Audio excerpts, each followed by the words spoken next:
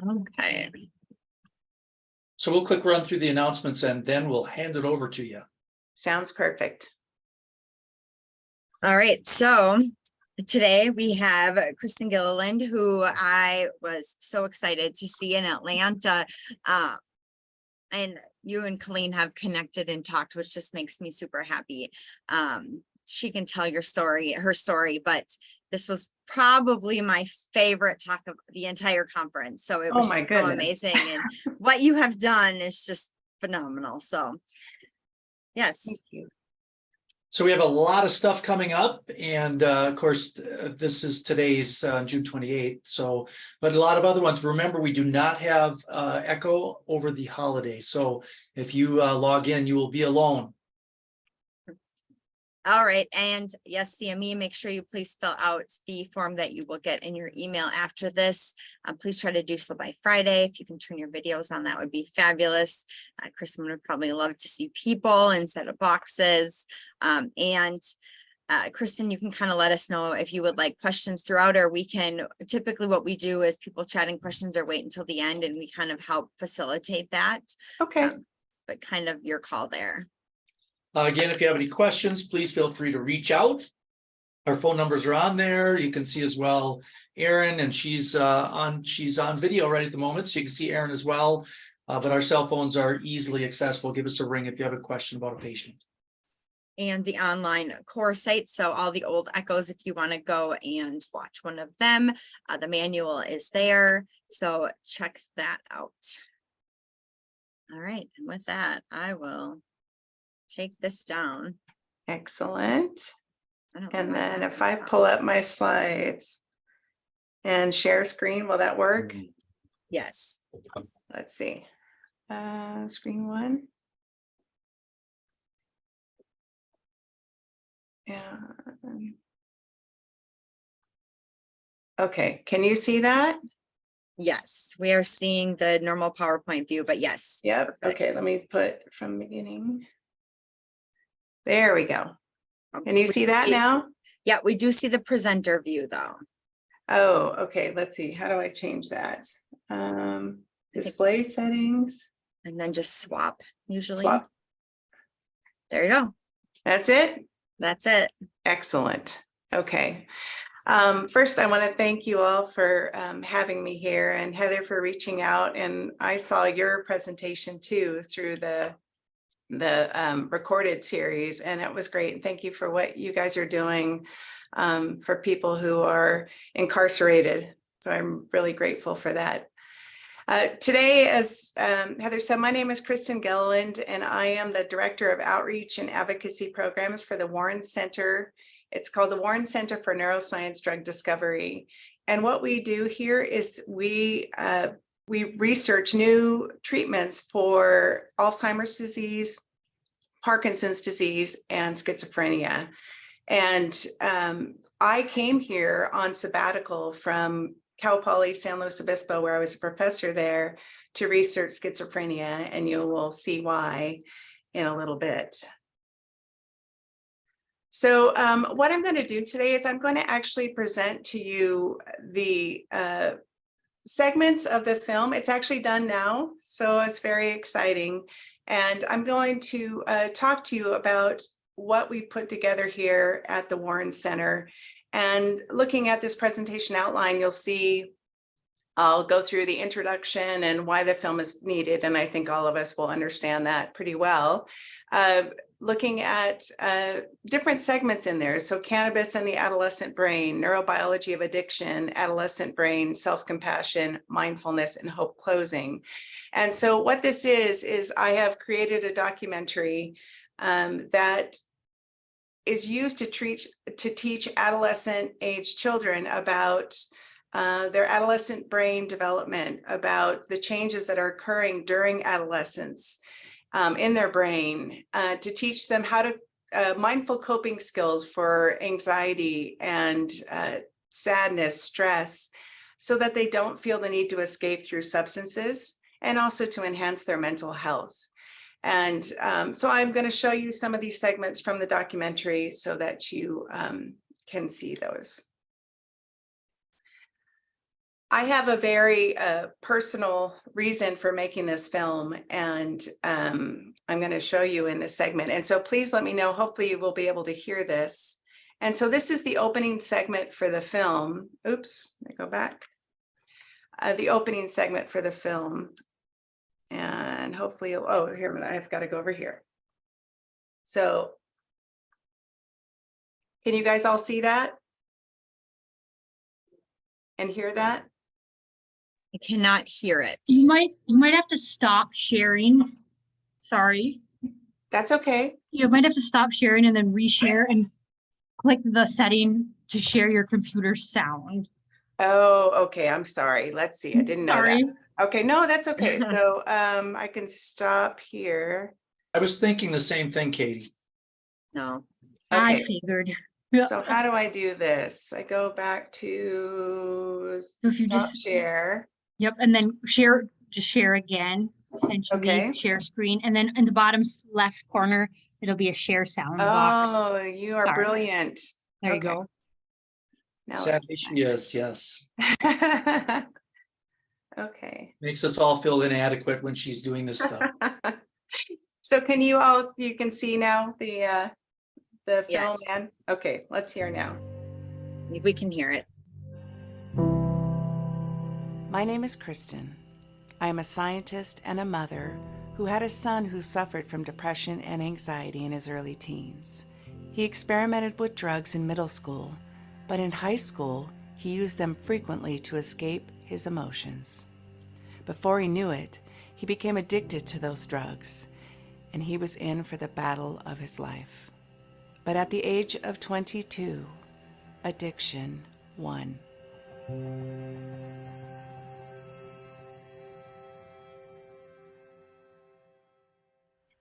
On March 5th, 2019, the police came to my work in the afternoon to tell me that my baby boy, Anders Meisenheimer, had died from an overdose.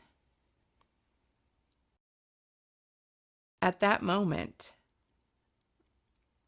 I knew my life was changed forever. That I would have to live with a hole in my heart that will never be filled again. So I always, every time I watch that, I still get emotional. As far as the film goes, I knew that I would do something. I knew that I would do something after my son died to put my 2 cents in to the struggles we're having during this opioid and overdose crisis.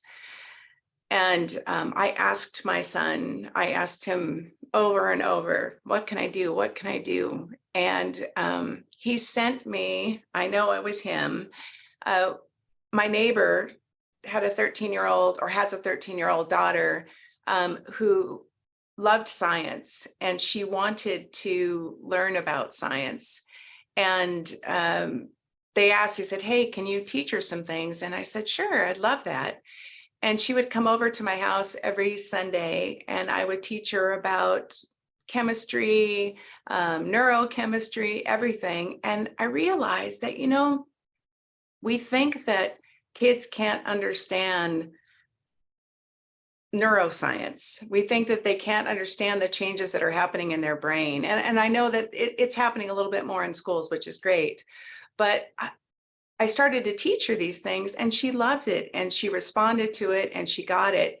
But then I started also to notice when she came over, she always had long sleeve shirts on. And when her sleeve would roll up, I would see that she was cutting herself. And so I started to really connect with her then and talk to her a little bit more just about how things were going at school, at home. And I realized that was it. My son sent you because it was her, when it came down to her, just not feeling enough, not feeling worthy. And I thought, how can someone so young feel that way? And so I put that knowledge into my passion that I have to do something for Anders, and just created this documentary. And I thought, why don't we teach kids about the adolescent brain, teach them about neuroplasticity, synaptic pruning. And so in this film, you'll see that we have some other young guests that aren't suffering from addiction, but they're suffering from other disorders, anorexia and bulimia, or severe anxiety and major depression, and had, attempted suicide. All because when it came down, you talked to them, they all felt like they weren't enough when they were about 10 or 11 years old. So I put this film together trying to address that issue more. I've just kind of, let's hit prevention from the start and try to teach kids how to cope with stress and anxiety, how to build self-compassion, and realize that they are worthy. They are worthy of love. They are worthy of loving themselves. So it goes through, the documentary goes through several different subjects, and you'll see it was kind of a challenge to put them all together, but we did. And the other thing that the documentary has is kind of a companion website that will have short teaching videos, which we just started to film, which are really fun, that go into these subjects in more depth. So if a child would like to learn more about that, they can go, and it actually will have homework assignments for them to learn as well, or if teachers want to use it. And it's been just a pure joy and a passion for me. When we talk about also why this film is needed, I think most of us know that mental health in youth is a lot of kids out there are suffering right now. And kids may attempt to try drugs from peer pressure or curiosity, but a lot of them will do it because they're trying to escape. They're trying to escape themselves, their emotions, and not wanting to be present. When we look at this data, we can see that 15.1% of kids aged 12 to 17 last year had one major depressive episode. Those coping with severe major depression, 10.6%. And these numbers are up from the previous year.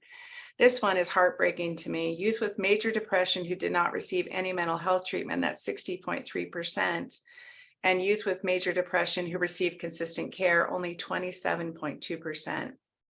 And I think you guys all know too, that if we don't address the issues, the stress and anxiety, it can lead to structural changes in their brain that, if they continue on that pathway, can lead to functional changes that can carry depression and anxiety into their adulthood. So this film was trying to address that issue. This is the one slide I had to put in because I think we as parents, we're the king and queens of this, of lecturing our teenagers. But I think that I kind of laughed because my job as a professor was to lecture.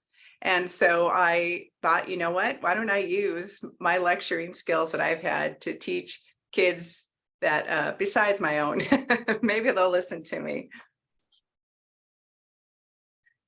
So here's the, after we kind of go through and just talk about my son's story growing up, next goes into the definition of adolescence. So I'm going to go ahead and hit that. This period in life, called adolescence, is tough for most everyone who goes through it. Adolescence begins about age 10 and ends around your early 20s. During this time period, maybe you've noticed some troubles with confidence, self-esteem, or peer pressure, and that is extremely common. But sometimes we also see anxiety, depression, cutting, eating disorders, or substance use begin during adolescence. In this film, we will share my son Anders' story, and we'll also follow 3 brave young adults, Greg, Livia, and Lainey. They will each bare their souls and share the challenges they face during adolescence, from severe depression and anxiety to anorexia and bulimia to drug addiction. You will hear how similar their stories are to each other, yet they each battled their own personal demons that manifested into 3 different conditions. So part of the story of my son was that he started, we were in California and cannabis was legal, and he started using cannabis. And when he was about 17, he started to hear voices, and he started to just display a lot of disordered thinking and having just issues with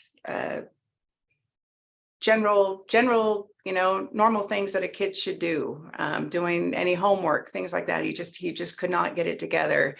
But, he started hearing voices. And this next segment, I'll let it speak for itself, but this segment is a little bit longer because we have a cannabis expert in here. But we brought him to the doctor, and you will see what happened. His mental health challenges started getting more severe as he started going into high school and maybe drinking a little bit more at parties, or definitely started smoking a lot of weed. His dad and I went to get him help because he started hearing voices, and he'd be up for days at a time. He was diagnosed with schizoaffective disorder. The diagnosis of schizoaffective disorder basically meant that Honors suffered from schizophrenia, which explained him hearing voices, but it was in combination with bipolar disorder, where he'd be filled with endless energy for days, but then he would crash into a very dark and angry place. At the time, I did not realize that his mental illness could have been brought on by his frequent weed smoking. Weed or cannabis has always had this reputation of being a safer and non-addictive drug. But now I know the weed these days is much more potent than it was when I was growing up. In fact, we are now learning more about the effects of this higher potency weed and the risks associated with it when it comes to the developing adolescent brain. So let me first describe what is this cannabis-induced psychosis. Essentially, it's a condition where after using cannabis, men and women develop a state of psychosis, which is defined as not experiencing reality as we know it. Traditionally, it's things like hearing voices that aren't there, or seeing illusions or things that aren't there. But it could also mean things like not being able to talk normally, talking in gibberish, being disorganized, not being able to think clearly, and concentration. So psychosis is a state of mind where essentially you have a break from reality and you're unable to just do normal, basic human things. That sounds pretty intense, and it really is. And it's not a state that is allowing people to learn and function and do well in society. Well, we now know that some people, when they use cannabis, after a certain amount of time, develop and fall into this state of psychosis, even after the cannabis wears off in their body. And that's the key phrase. If I ingest cannabis today, right now, it might last, 6, 8, 10, 12 hours in my body. If I'm a regular user, it might be inside my body for a couple of weeks. But let's say you use cannabis and then a month later, you're still hearing voices, or you're still not able to sleep well, or you're not able to concentrate and finish your homework or do basic things. The cannabis has worn off. It's gone. It's not in your body, but the changes are still there. The changes that have disrupted your mind's ability to function and your brain functioning are now very clear. So cannabis-induced psychosis is something we're seeing more and more and more of in the hospital setting. And I'll give you an example of how it happens. We'll have a young man and woman, usually in their early 20s, come in by their parents saying, my son or daughter has dropped out of college, they're not eating well, they're staying up all night, they're hearing voices, they're breaking things, they're making threats against people, they're not functioning. And they come into the hospital, we do all the tests, turns out they don't have anything wrong with them, there's no brain tumor, there's no weird COVID thing, and it turned out it's just cannabis that they had been using since they were in high school, now creating a condition. If they had never used cannabis, they probably never would have developed this psychotic state. They never would have developed this mental illness. And that's the consequence that's very, very harsh. They end up in psychiatric hospital, they drop out of college, they can't hold down jobs. And you can imagine if you're right now in junior high or high school and you say, what would it be like to be living with my parents from the ages of 18 to 25, not having a job, not going to school, not being able to make any money, and really being 100% dependent on your parents? That's not something I think any teenager really wants. But that's unfortunately a really real side effect that happens sometimes with cannabis psychosis or cannabis addiction. So I wanted to share just my son's story. He was the school, the newspaper, the illustrator for the paper, and he would always doodle. He was so creative and really artistic.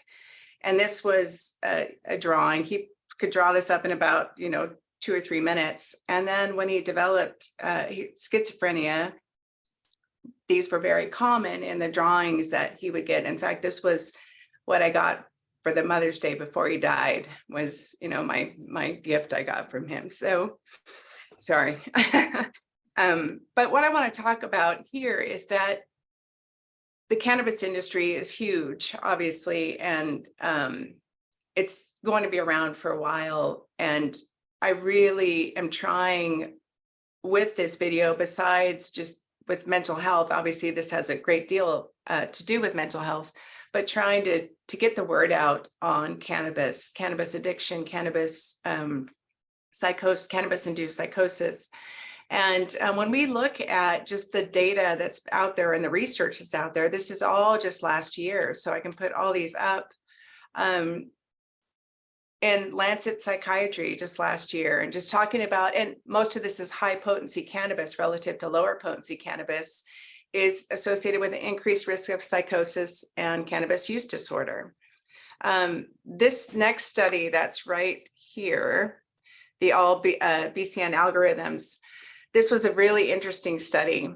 And it's where they took young children ages 14 to 19, and they took people who had used cannabis 10 to 30 times or more during that age period from 14 to 19.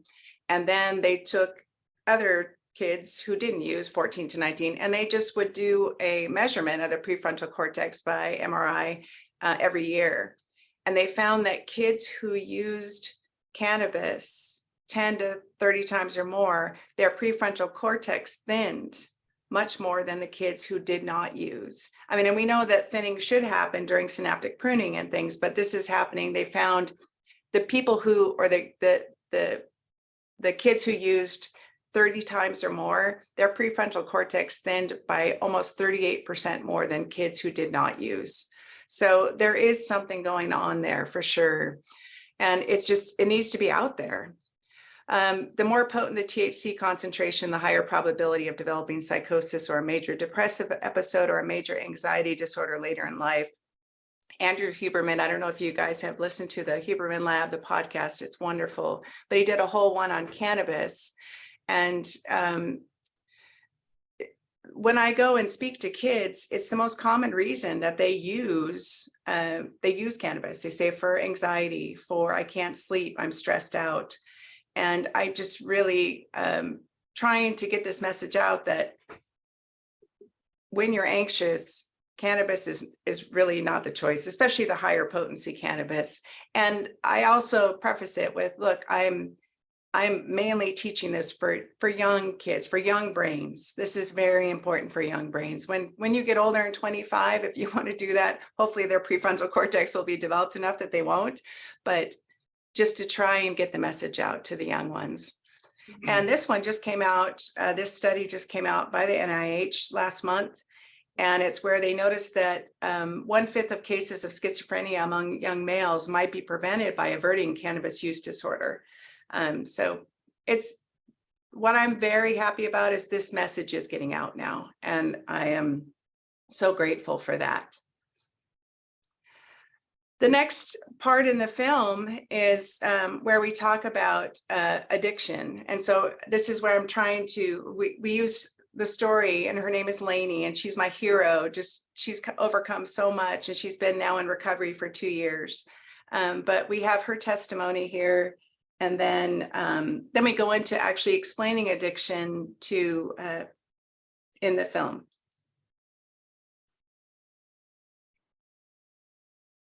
My name is Lainey, and I'm in recovery from heroin. So I started using when I was 15. I am 28 now, so a little over 10 years. I wanted to escape what I was feeling inside. I didn't want to feel what I felt, and I didn't want to be me. So the first time it was, of course, with alcohol, and I wanted to be enough. And when I put that drink in my body and I waited a little bit, it made that feeling of not being enough, it completely went away. And every day from then on, I chased that feeling. It actually became the heroin addiction, the pill addiction. I remember I was driving down the road, like, I'm a 26-year-old heroin addict. Like, this is who I'm gonna be for the rest of my life. But once you finally own it and it's your identity, I think that's the darkest I've ever felt. Yeah. So this is my attempt now to try and explain addiction, and I'm excited to play it for you guys to a younger crowd, to try and have it make sense to them. So this is the next section after we go through, because it's talking about how do we let something, hijack our brain. And so you'll see it here. How do we let something hijack our lives, our brain, like that? You might immediately think a person lacks self-control, and that's why they can't stop. But even when a person does not enjoy the way a substance makes them feel anymore, they still cannot stop taking it. This is because addiction changes your brain chemistry and the way your brain functions. Let me explain. There is a chemical in your brain called dopamine, and it is linked with motivation, pursuit, and reward. Certain activities or substances can activate a circuit in your brain called the dopamine reward circuit. In this circuit, dopamine drives the motivation to participate in that activity, knowing you will feel reward or pleasure from it. For example, let's say you have a great selfie you want to post on social media. The desire to post that selfie and the anticipation of the likes and comments you might get is fueled by the dopamine reward circuit in your brain. You post the selfie and go about your day receiving lots of positive feedback, the reward. By the next day, the likes and comments slow. You keep checking your phone because you're driven by that dopamine motivation, hoping to be rewarded with continued likes or comments. However, you only get a few more, and then they stop completely. Every time you check your phone, you start to feel the opposite of pleasure now, possibly some anxiety and letdown. What is going on? Well, let's think of the dopamine reward circuit like an old school balance scale. The motivation to post your selfie is caused by the release of dopamine in the reward circuit in the emotional center of your brain. You get this release because you're anticipating positive feedback from your selfie. The same goes with your constant checking of your phone in hopes of more response to your post. However, the brain is this amazing self-regulating organ. It wants to maintain balance, or what we call homeostasis. So when the reward system leans heavily towards the pleasure side, the brain will counteract by leaning an equal and opposite amount towards the pain side. Now, when I say pain, I am talking about the wanting or craving more of that initial pleasure. You experience that pain because now there is a dopamine deficit in the reward center. And why does your brain do this? It does this to balance dopamine levels again or to regain homeostasis. So to feel that reward again, we repeat whatever brought us that pleasure in the first place. In this case, post another selfie. But the more we keep repeating the process, the less sensitive the reward center gets. And we end up with a dopamine deficit that leaves us on the pain side for longer and longer. What we used to do that would bring us immense pleasure now seems to bring us more craving and wanting. This is what happens in our brain with substances like alcohol, cocaine, Adderall, heroin, and weed. Some of these substances are associated with an enormous release of dopamine. But as time goes on, that pleasurable feeling you once had while taking that substance will just not feel as good as it once did because of this decreased dopamine activity in the reward circuit.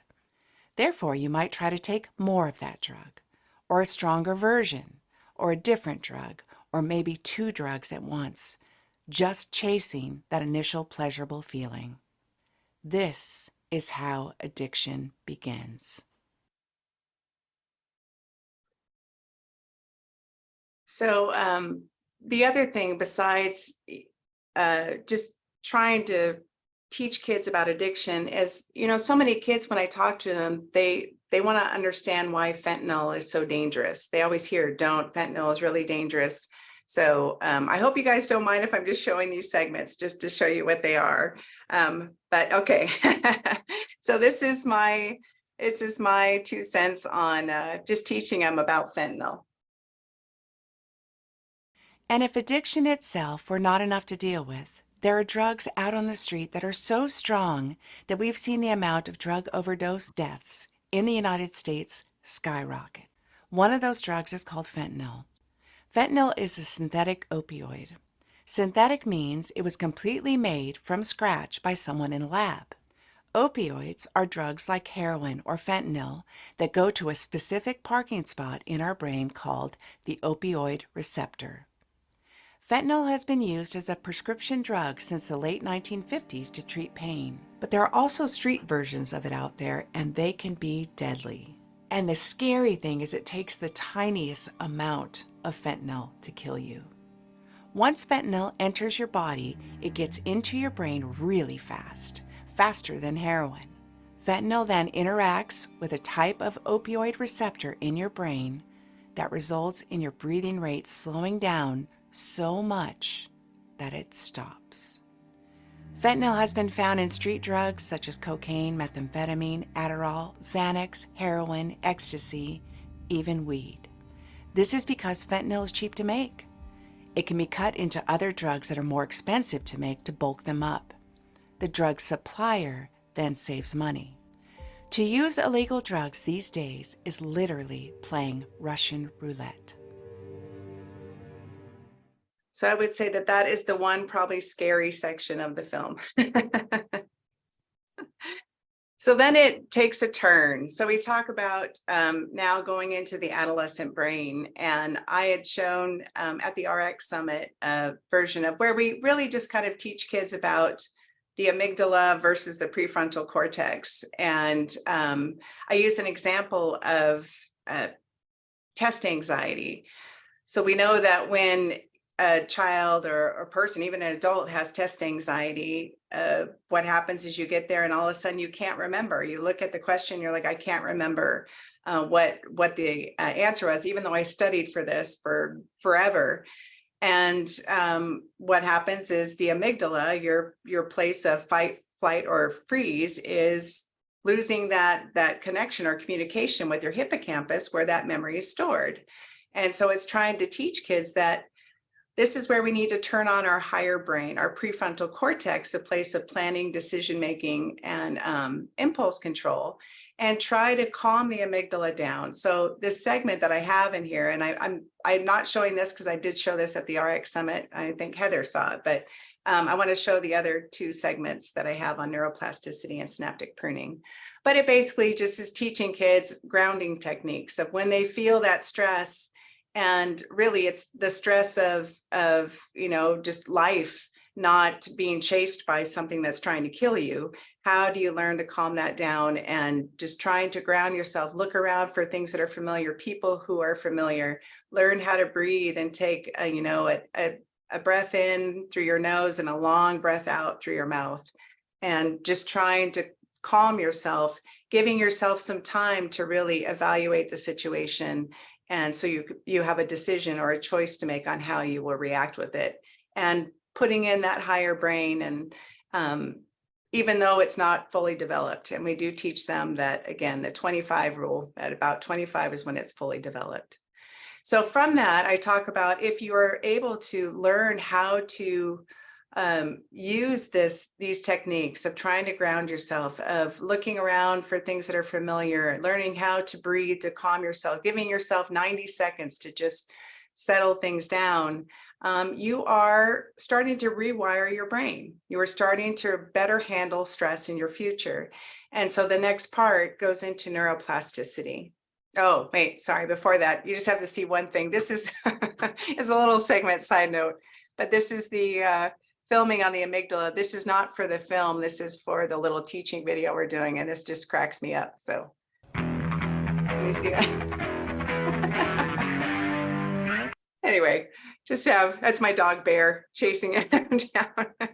And we have kind of a lot of levity in these videos, and they're about 5 minutes long, but they go into more depth into all the different brain structures. So it's very fun. So this is the segment on neuroplasticity.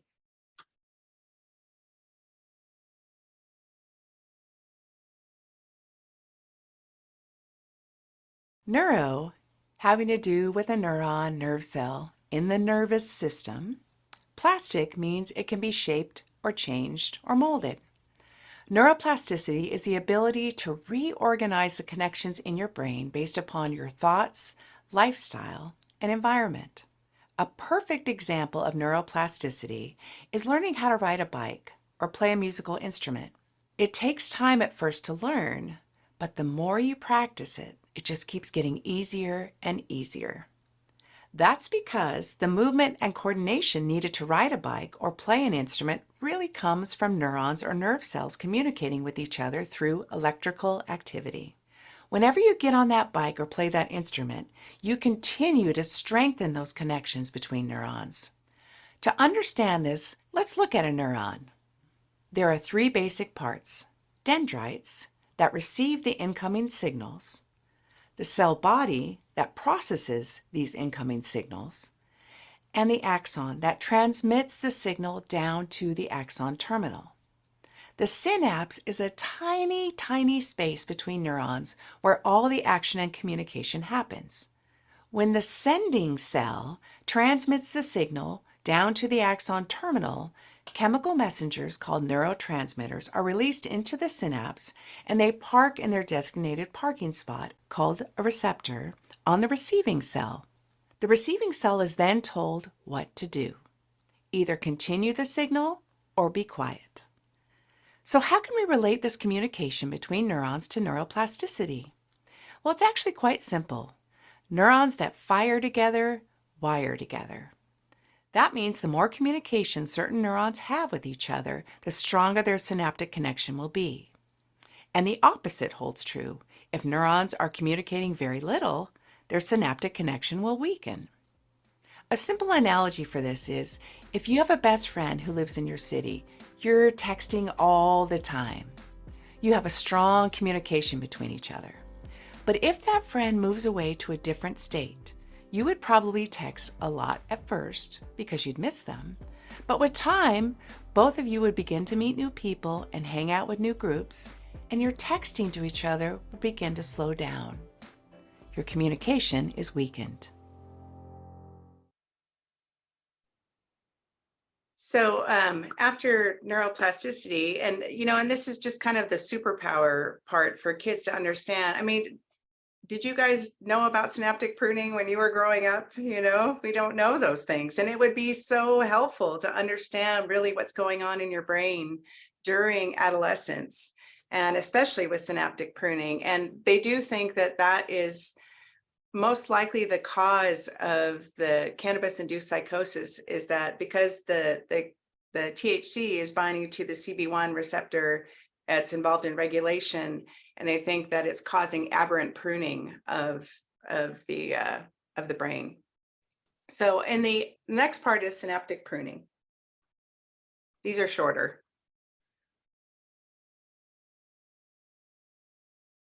Something else really cool about your brain that you should understand is a process called synaptic pruning. Synaptic refers to the place of communication between the neurons, the synapse, and the pruning means to cut away. For example, when a tree gets pruned, the dead or weak branches are removed so they don't steal water from the strong branches of the tree. That way, the tree will remain healthy and continue to grow and thrive. This is what your brain is doing with weak or unused synapses right now. In other words, your brain is finding ways to become more efficient for you. You may have heard this phrase, use it or lose it. This is the time to think about that phrase. Really ask yourself, what would I like to get better at right now and keep doing as an adult? Maybe it is a subject in school you really enjoy learning about, or a sport, drawing, painting, or playing an instrument. Or how about really working on being kind to yourself and practicing being more in the here and now? Because now, with this synaptic pruning, is the time to do it. So after they go through the science segment is when it goes into the film is into the stories, the science, the healing, and the hope. And so the healing talks about self-compassion and mindfulness. And these are shorter segments too. So I'll show you these. But one of the things I've noticed with kids is when I do like I've done a screening of this, and one thing that they always ask is, well, it's what they comment on almost the most is saying, I didn't realize how I speak to myself. And a good example of this is my husband called me this morning. He's on the road. He's a touring musician, and he's in California, and someone gave him something at his show last night and he forgot it. And his first thing that came out of his mouth this morning, he's like, I'm an idiot. And you think about that and you're like, we say those things to ourselves, and honestly, we mean it. When we say those, we're really disappointed in ourselves. But do we talk to other people like that? I mean, would you say that to your loved one? And so this kind of brings that up so kids can realize their self narrative and the effect it has on them.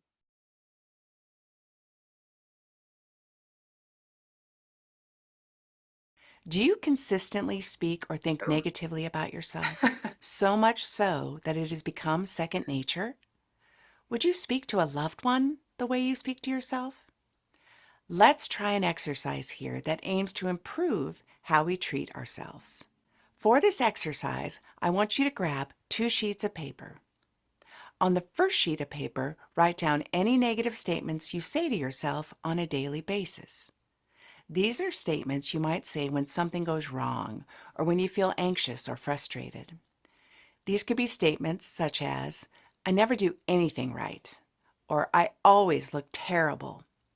Now, before we continue with the exercise, I want to point out that the words never and always are very strong words. On the other sheet of paper, let's see how we can reframe those negative statements to be more realistic and truthful. For example, for the statement, I never do anything right, you could reframe that as, I'm better at some things more than others. I'm not alone in this. This is true for most everyone. Or how about the statement, I always look terrible? You could reframe that as, today I'm unhappy with the way I look. It's okay. This is just one of those days. One of the keys to this exercise is to take the sheet of paper that has all of those negative statements and get rid of it. Then take the positive statements and learn them as best you can. This is so you can stop and quickly correct yourself when you say those hurtful statements about yourself to yourself. So I'm going to make my husband do that tonight. And then the other part is on mindfulness. And I'm going to show you, this is the opening segment on mindfulness, but we actually, during there, we have to show kids techniques on how to use mindfulness and different ways to practice it. But this is just trying to teach kids to be more in the here and now. And I think we can all relate to this segment.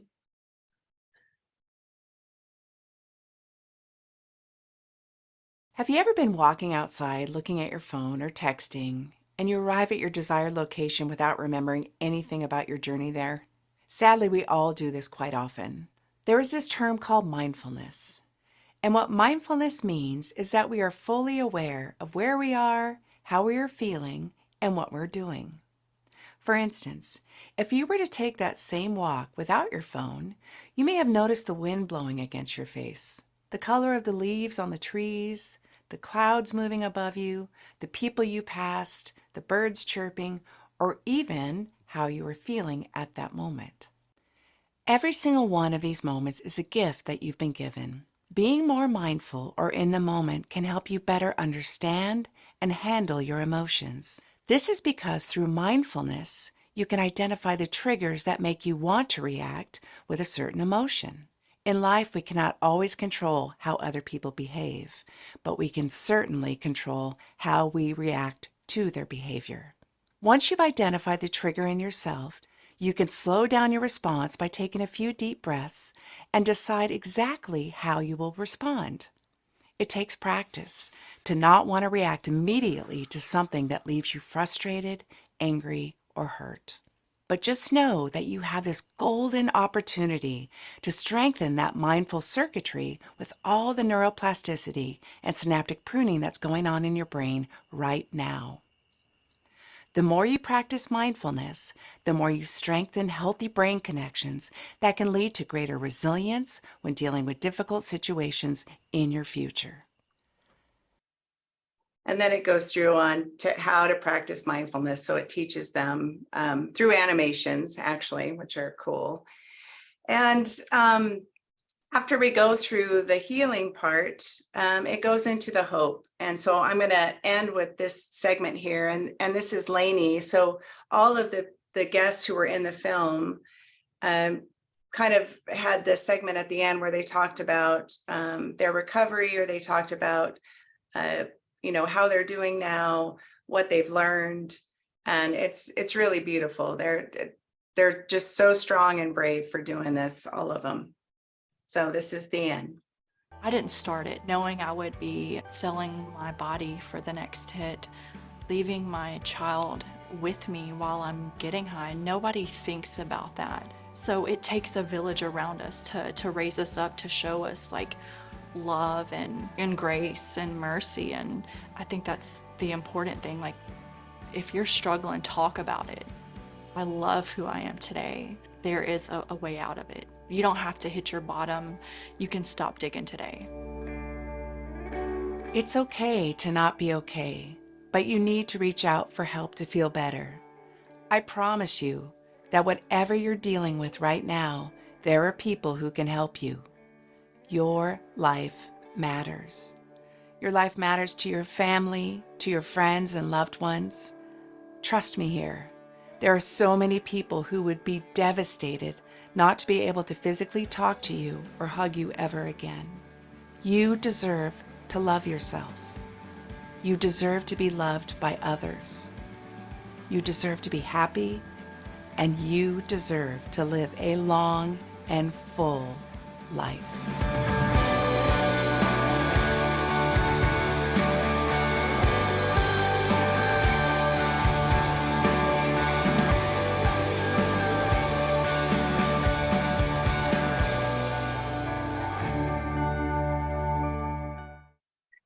So that is it. Thank you, guys. I know I went a little over. Oh, you're fine. That's not it. That was amazing and huge. Oh. And a couple of questions in the chat just about access to any of these videos or your Yes. final video. I don't know if you want to put it Yes. in the chat or something so they can just click it, but If you want to send me an email, or I can send out the Vimeo link to people. We're doing a screening at a theater here in Nashville, and we're going to have a panel afterwards. So okay. I'm fine with anybody getting it as long as it's just not published on the internet yet, Perfect. Yeah. So yeah, make sure people have access to your email then. Yes, definitely. I'm happy to help and happy to pass the word along. So Did you happen to see, I happened to see this on the news this morning, just with the end section here you had on mindfulness. New York City now has a mandate in their school system starting this fall for breathing and like almost like mindfulness. I just got within the school chills. system. That makes me so happy. I saw it and I had to, it was, one of those longer segments. It wasn't just like a quick snippet. And it was just, they had researchers on talking about that and everything, like you said, of course, with mindfulness, but it'll be so interesting to see what happens and the results of that. Yes. Although I see a lot of state grants having to be involved and people saying this is better than this, but what a neat idea. I totally agree. And I'm hoping that will catch on and I think too, just the one thing I forgot to mention is just teaching kids about with their emotions. You got to name it to tame it, you know, and just being able to, when they have an emotion, to not want to suppress it by whatever it might be, escaping through video games, social media, the substances, things like that, alcohol, anything. And we as adults too, right? I mean, we're all in it. So I really, I think all of us could use a lesson, me included, in just trying to, when you get an emotion, identifying it, accepting it, breathing through it, and just not holding on and ruminating so much about it, and then trying to escape it. So I'm hoping that sometime that will come in, and that is what mindfulness, if they start that in New York, that will start that progression towards that, which would be beautiful. Kristen, I'm wondering if have you used these video things in the schools yet, or in the talks that you give? So I haven't yet, because it just got done, but I have shown certain parts of it. And actually I had just a very small screening of, at my my son, his journalism teacher, where he went to high school. He showed it to his class, and I had them review it. And it was very, it was about 85% positive. You know, there's a couple of snarky always, right? But the one thing that I would ask him about, just what was the, you know, the best thing you learned about addiction? What was the best thing you learned about each subject as it went through? And all of them put down very thoughtful responses. And so it was very positive. The only thing is now I which helped me, and it was hard because there was a couple of people who did attempt suicide that were in the classroom, and they said, oh, I wish I would have known that there should have been a warning saying that it mentioned suicide or that.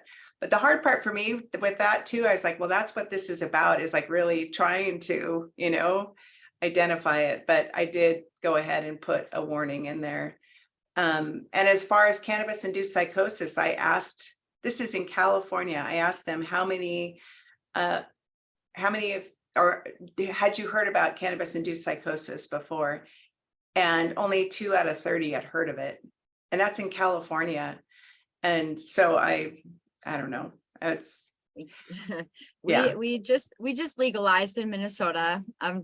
Yes, I saw that. Yeah, and we had a present, our echo last week was the gentleman researcher from the state on cannabis and what's happened in Colorado. And so what would you recommend then for professionals and or parents, families, schools, knowing that that's coming from then now your perspective?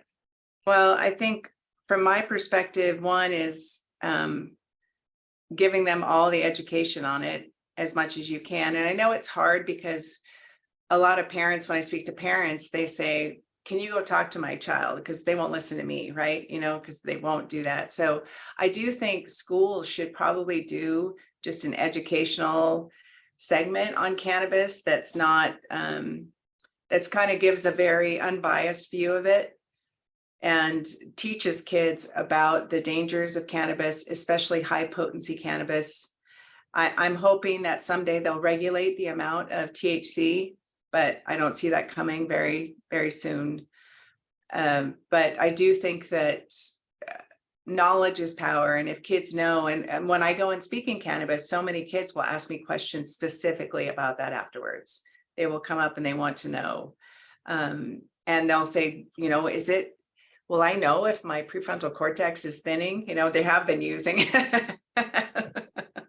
You know, don't you think that the thing we're battling is that, you know, I had a kid, a marijuana kid that was smoking marijuana just the other day, and he had done all this research and had decided that he wanted to keep smoking. And I said, well, you read this stuff about the psychosis, you know, potential. And he said, what?